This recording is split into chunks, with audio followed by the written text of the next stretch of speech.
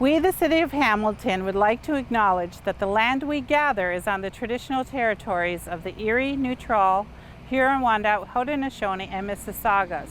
This land is covered by the Dish with One Spoon Wampum Belt Covenant, which was an agreement between the Haudenosaunee and Anishinaabeg to share and care for the resources around the Great Lakes. We further acknowledge that this land is covered by the Between the Lakes Purchase 1792. Between the Crown and the Mississaugas of the Credit First Nation.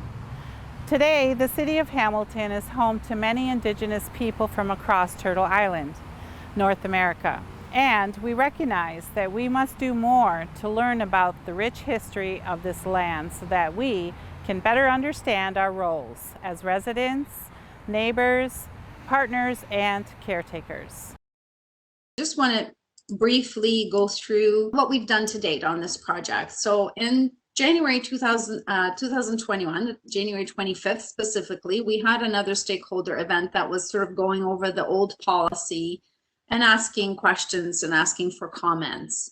We've received comments from landowners and developers in AEGD through the West Home Builders Association and through the airport and from the airport. And a general gist was that some of the respondents or those that were asking questions wanted us to prioritize employment lands as for wastewater allocation, while some wished to prioritize residential development. And there were quite a few questions that were specific to their own development applications. So just to excuse me, Margaret. Yeah.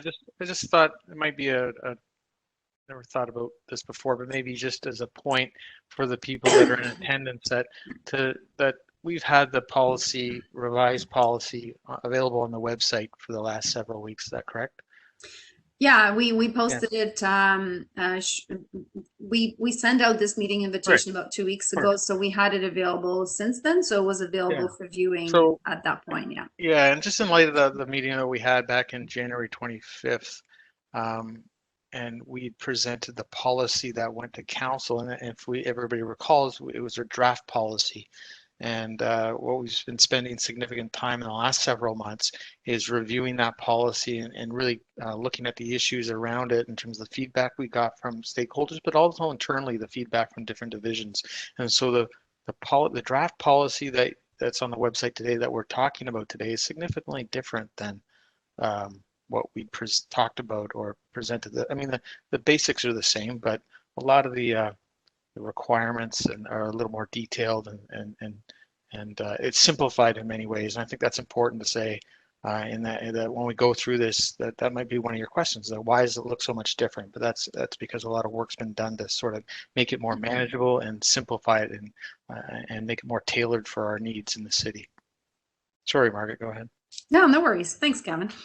So in terms of the area of application of the wastewater allocation policy, you will note from this map, which is also a PDF on the wastewater allocation policy web page on the hamilton.ca website. The actual policy refers to the drainage area outlined in this map. So it's not just sticking to people assigned boundaries, it's actual drainage boundaries, so to speak, in another way. And the next is investment in infrastructure, which I hand over to Gavin. Thanks, Margaret. So this slide highlights the recent ongoing infrastructure upgrades to support development in the AEGD. We might have presented this slide before, and in fact, it's just the AEGD is somewhat to the left of this slide. You'll see and if you need to make it bigger, there's a button on the left of your screen where you can make the map bigger. But in any case, what's highlighted in this in the red dots on the left side of the map are the 3 pumping stations that support this drainage catchment. And this is where in the last year or two, the city's invested a lot of capital dollars into upgrades to these pumping stations to support interim and ongoing development in the AEGD. And really this work is being done in advance of the major piece of infrastructure to support growth in this area, which is the Dickinson Road sanitary trunk, which is shown on this map as well, the very thick highlighted line there on Dickinson Road, which is the trunk sewer stretching from Regional Road 56 westerly all the way to Upper James. So the pumping station upgrades are essentially in place now. They'll be up and fully running by the third quarter of this year. And the Dickinson trunk, in fact, is a longer term project. I think they're probably at almost 100% design at this point, and they expect to have the sewer installed and operational by late 2025, early 2026. So it's a $100+ million project, multi-years construction, and again the timeline is targeted for the end of 2025. But again, these projects tend to be need some flexibility in terms of timing as things proceed, and there's certain things unknown at this point in terms of some of the things to be expected during construction, but the plan is to have it up and ready by 2025. Next slide, Margaret. So ultimately, in the interim, there is limited capacity in this drainage catchment over the short term, and for the reasons of the capacity availability and growth in this area, that's a bit of a hot commodity at this point. There's this idea of having policies and guidelines to ensure we manage the allocation of capacity has become a necessity. And in fact, as it relates to upgrades to the recent upgrades to the 20 Road pumping station, it's also a requirement that the province is asking the city to make sure we manage and track properly the allocation of capacity at this station. So anyway, this is what's triggered the need for the policy, and I'm going to hand it over to Mark now.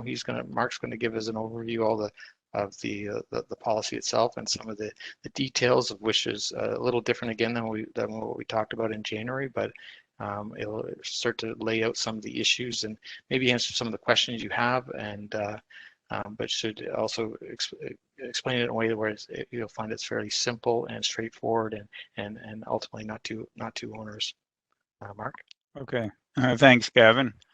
So the intent of the policy is to manage the provision of wastewater conveyance and treatment capacity and the AEGD drainage catchment to support growing, prosperous, and healthy community. So that's basically a motherhood statement, but it's basically to ensure that servicing capacity and growth happen in an organized and orderly fashion, and that there is always sufficient capacity to allow development to occur. Next slide, Margaret.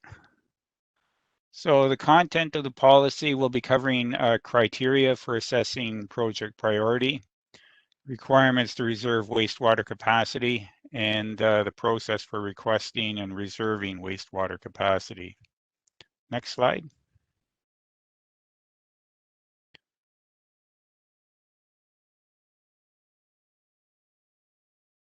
So project priority. So our starting point is that where there is sufficient capacity, then all forms of development will have the same priority. But where a conflict occurs between different forms of development, approvals for wastewater capacity allocation will be prioritized generally as follows. Non-residential development will have the highest priority, followed by mixed-use developments having predominant employment uses, and then lastly, residential development. But I guess the important thing to remember is that this would only kick in where there is limited capacity and we have multiple development applications coming through at the door or coming through our door at the same time. Then we would have to prioritize. But if those two situations don't happen, then like I said originally, everyone will have the same priority. Next slide, Margaret. So application of the policy will apply to all development projects submitted under the Planning Act. All sewer permit applications, if they're not part of a Planning Act submission, and a change of use through a building permit application that results in an increase in water demand or wastewater demand. Go Mark, ahead, Gavin. Yeah, I was going to say, could you maybe expand on, particularly, I think most people understand bullet number 1, but maybe the situation of what bullet 2 and bullet 3 apply to? Well, bullet 2 and bullet 3 basically apply to lots of record. So if you have a lot of record and you're in a situation where whatever development that's occurring on your property doesn't require a Planning Act application. So you may have an existing use, but it's not connected to the sewer system. So you may have to apply for a sewer permit, and that's all you may have to do. In the case of a building permit application, you may be in a situation, or we're trying to identify the situation where you may have an existing building, but they're changing the use of the building. And in changing that use, it may place a higher demand on the wastewater system. And so we would want to take a look at that to see if there's sufficient capacity for the use that's being proposed.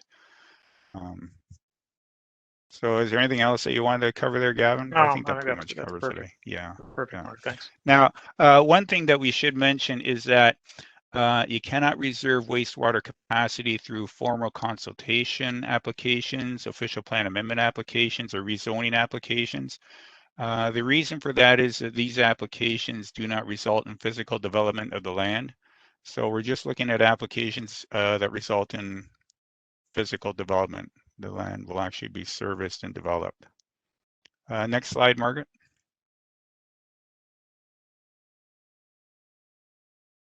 So reserving wastewater capacity, approval of a development project is not a promise or guarantee of reservation of wastewater capacity allocation. So just because your project has been approved by the city, it does not automatically guarantee that you'll get allocation. There's a process. There's still a couple of steps that a developer would have to follow to actually get the allocation. And so that capacity must be granted by the city upon request by an applicant. Next slide, Margaret.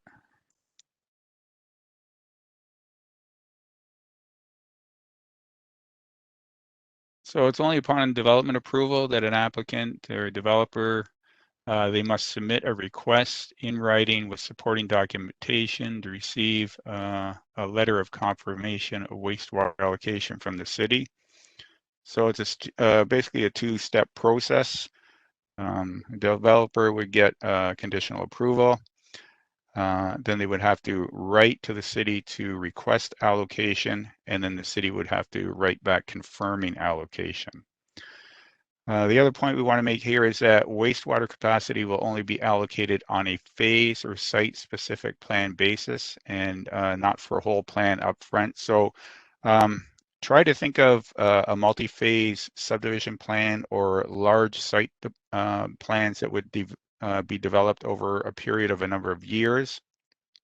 And we felt it wasn't really reasonable to grant allocation for an entire development all at once and then have that allocation sitting there for year after year after year while the plan is being slowly developed in phases. So we thought it was more reasonable to just allocate based on the phase that's being developed at any particular time. Next slide, Margaret. Okay, so the next slide is a flow chart of basically the allocation process. So I'll try and take you through that quickly.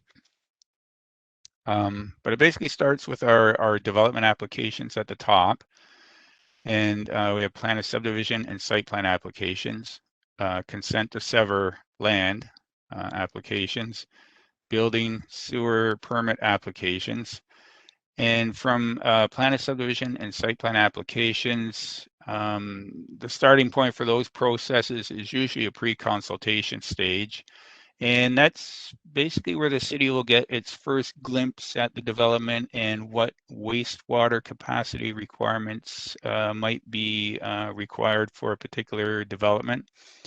So that's where we'll start to sort of look at it and discuss it a little bit.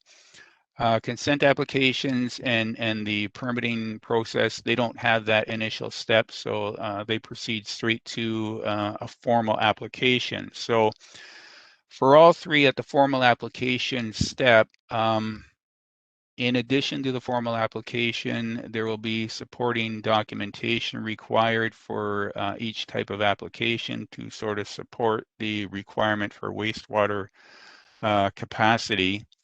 And so during the review of the application, the city will assess the wastewater requirements that are needed for that development application. And through that process, they'll tentatively reserve the wastewater allocation and capacity that's required for a development application. Now that doesn't mean we've allocated it yet, but we're just tentatively setting aside what we may require for that application. Once the Planning Act applications reach conditional approval, so that's your plan of subdivision, site plan, and consent application, once they have conditional approval, then that places the developer in a position to be able to formally request wastewater allocation for their development from the city. And we have a standard form letter and a standard form application that they can fill out just to make it a little bit easier for the developer. Once that application is submitted with the supporting documentation, then the city will issue a formal letter reserving the allocation for that development, and then development can proceed. Now on the permit side, excuse me, of course, there is no conditional approval on the permit side. Once the city is ready to issue the permit, then the wastewater allocation will be granted for that particular property at that time. And then they can proceed to hook up to the sewer system or construct a building. So that's generally how the flow of the wastewater process works. Next slide, Margaret.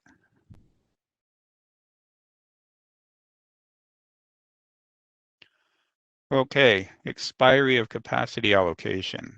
So yeah, capacity, the allocation of capacity, it's not an infinite thing. And what we've attempted to do, or what we will be attempting to do, is tie it in with the approval of development applications. So allocation will be reserved up to the expiration date of the city's approval of the application as follows. So 1 year for site plan and consent applications, 3 years for subdivision applications, and up to the expiry of a sewer or a building permit. So again, the allocation runs with the length of the approval of the development application. Next slide, Margaret.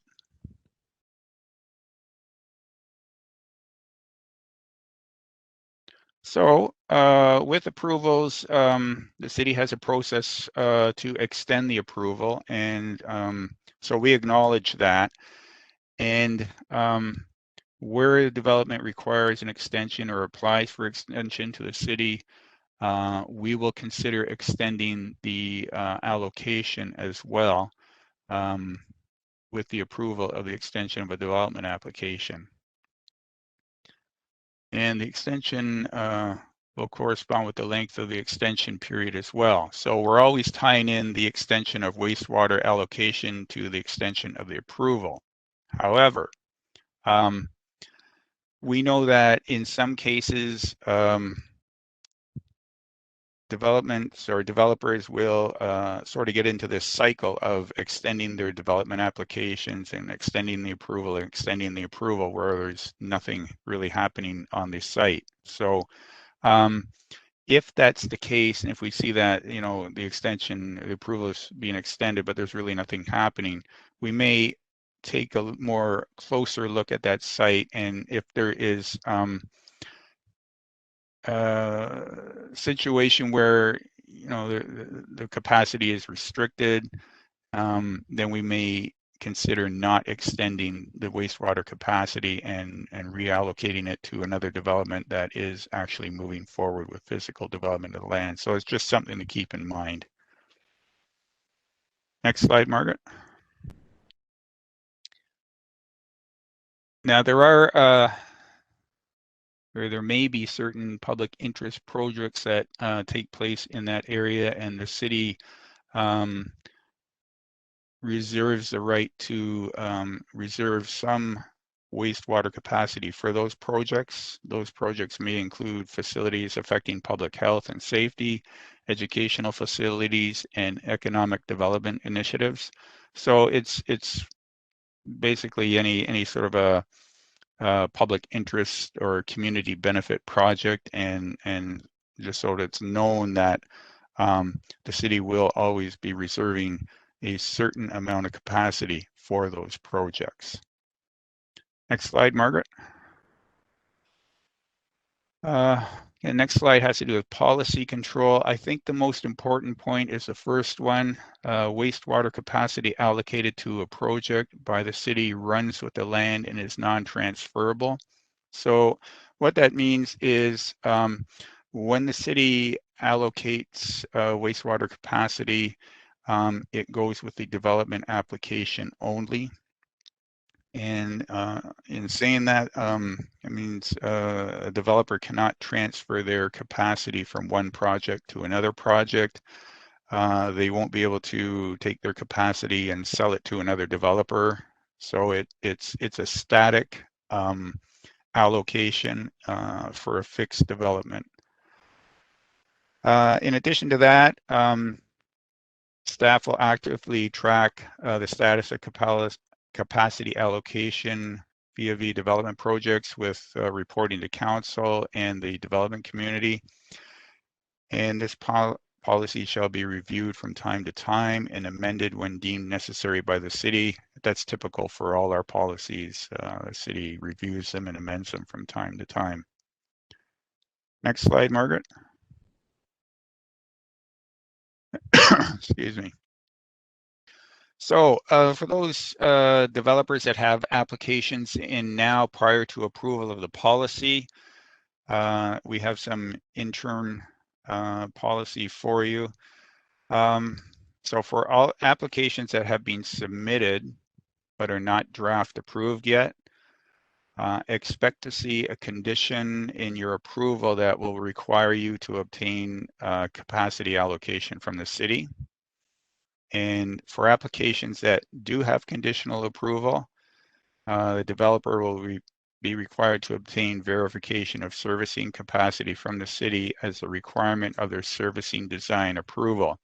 So basically what we're saying here is even though the policy isn't in place yet formally, if you're out there with a development application and you intend to develop prior to the policy, the city will still expect you to address the wastewater allocation in that area. So now I'm going to pass the baton over to Margaret, and she's going to talk about next steps.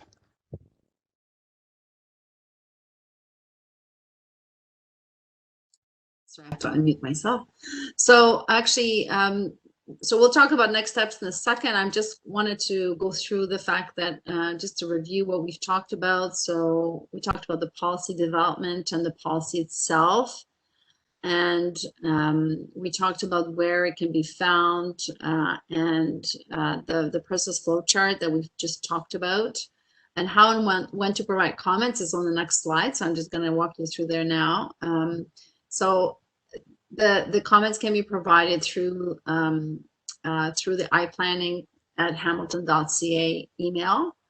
And if you can please provide your comments by June 15th. And we understand that there are specific questions that you may be tempted to ask about your specific applications. However, please note that we're not in a position to provide specific planning feedback or development planning application feedback, that we are seeking input specifically on the policy itself and only on the policy.